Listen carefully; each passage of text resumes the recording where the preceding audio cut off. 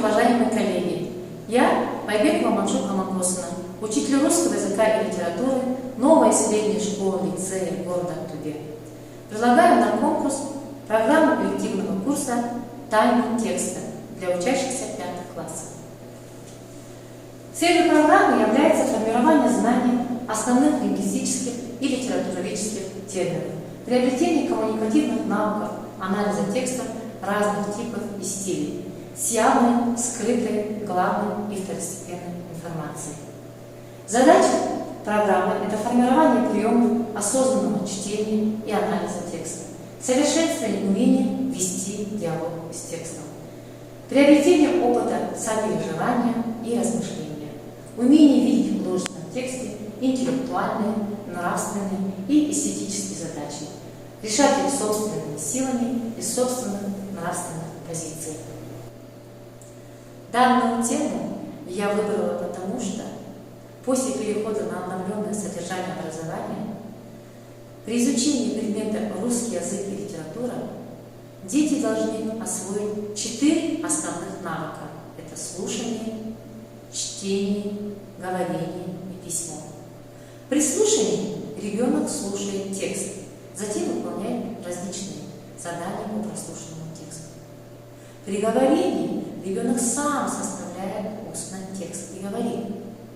При чтении ребенок читает текст и также выполняет различные задания по прочитанному тексту.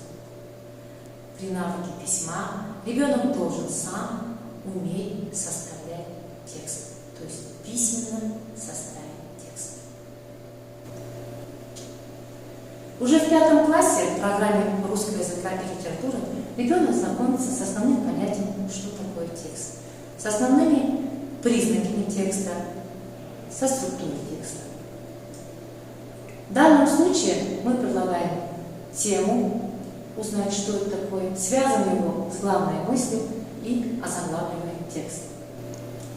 Но я предлагаю на курсах электива более глубже изучать данные понятия, ознакомиться более широкими средствами, художественно-изобразительными средствами, научиться делать анализ, знать его аспекты, уметь интерпретировать текст.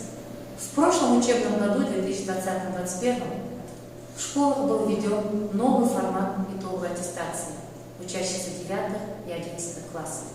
Учащиеся 9 классов выполняли различные задания по прочитанному тексту. Все тестовые задания были связаны по прочитанному тексту. Большое количество, точнее, если сказать, 10 предложений были по перефразировке текста. И было еще задание, это составление текста, то есть написать эссе на определенную тему. Количество слов от 180 до 200. И это при том, что экзамен у нас считается устно. Также в 11 классе учащимся был предложен новый формат. Еще раз подчеркну, экзамен устный. Не говоря уже о тестовых заданиях по тексту, по перефразировке, определению темы, типов и стиля речи, ребенку предлагается составлять 2 письменные работы. То есть он пишет на устном экзамене 2 текста письменной формы. Первый по готовому тексту, второй по заданной теме. Поэтому я думаю и предлагаю начать уже в 5 классе более глубже изучать все работы над текстами, научить ребенка анализировать текст, интерпретировать текст, умение владеть всеми навыками анализа текста и составления письменных текстов, то есть эссе. Спасибо за внимание.